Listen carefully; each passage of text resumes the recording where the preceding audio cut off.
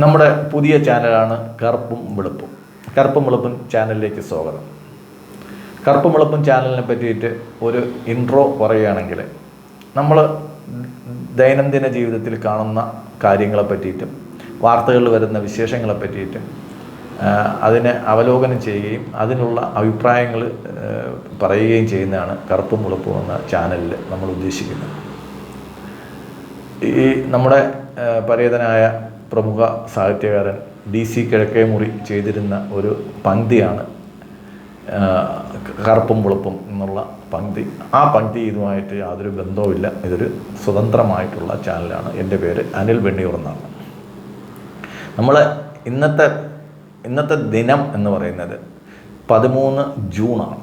13 ജൂണിന് കേരള ചരിത്രത്തിൽ അല്ലെങ്കിൽ ഭാരത ചരിത്രത്തിൽ വളരെ പ്രാധാന്യമുള്ളൊരു ദിവസമായതുകൊണ്ടാണ് ഈ ദിവസം തന്നെ ഈ വീഡിയോയ്ക്ക് വേണ്ടിയിട്ട് നമ്മൾ തിരഞ്ഞെടുക്കുന്നത്.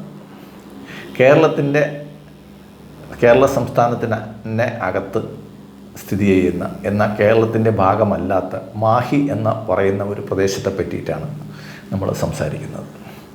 മാഹി എന്ന് പറയുന്നത് ഒരു ഫ്രഞ്ച് കോളനിയായിരുന്നു.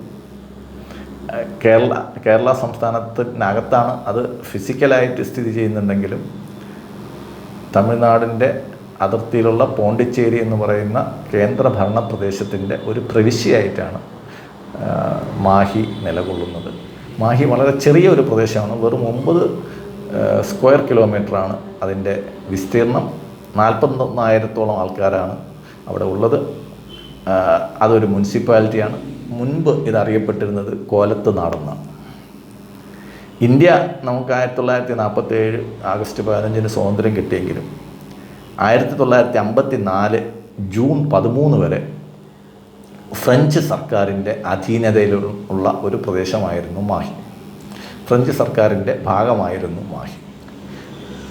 1954 ജൂൺ 13 മാഹിയിൽ നിന്നും ഫ്രഞ്ച് സൈന്യം പിന്മാറി.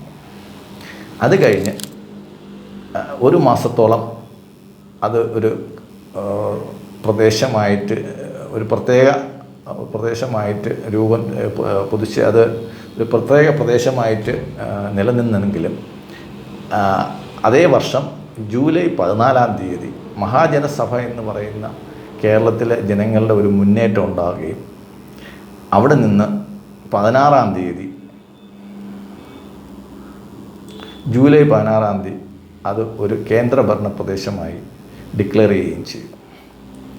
ഇവിടെ നമ്മൾ കറുപ്പും വെളുപ്പിൽ നമ്മൾ ചർച്ച ചെയ്യുന്നത് ഈ മാഹി വെറും 9 സ്ക്വയർ കിലോമീറ്റർ മാത്രം വിസ്തീർണമുള്ള ഈ ഭാഗം ഒരു കേന്ദ്രഭരണ പ്രദേശമായിട്ട് ഇനിയും തുടർന്നും നിലനിൽക്കേണ്ടതുണ്ടോ, അല്ലെങ്കിൽ മാഹിയെ കേരള സംസ്ഥാനത്തിനോട് എന്തുകൊണ്ട് ലയിപ്പിച്ചൂടാ എന്നുള്ളതാണ്. മാഹി ഒരു കേന്ദ്രഭരണ പ്രദേശമായിട്ട് നിൽക്കുന്നത് കൊണ്ട് മാഹിയിലുള്ള ജനങ്ങൾക്ക് ഉണ്ടാകുന്ന 40,000-ഓളം പേർക്ക് ഉണ്ടാകുന്ന കൊച്ചു ലാഭങ്ങളെക്കാൾ കേരള സംസ്ഥാനത്തിൻ്റെ ഒരു ഇൻ്റഗ്രൽ പാർട്ടായ മാഹി കേരള സംസ്ഥാനത്തിൽ ലയിപ്പിച്ച് നമുക്ക് ഒരു നിയമസഭാ സീറ്റും കൂടെ കിട്ടുന്നതല്ലേ നമ്മുടെ കേരളത്തിന് നല്ലത് എന്നുള്ള കാര്യത്തെപ്പറ്റി നമ്മൾ ആലോചിച്ച് തുടങ്ങേണ്ട സമയമായി.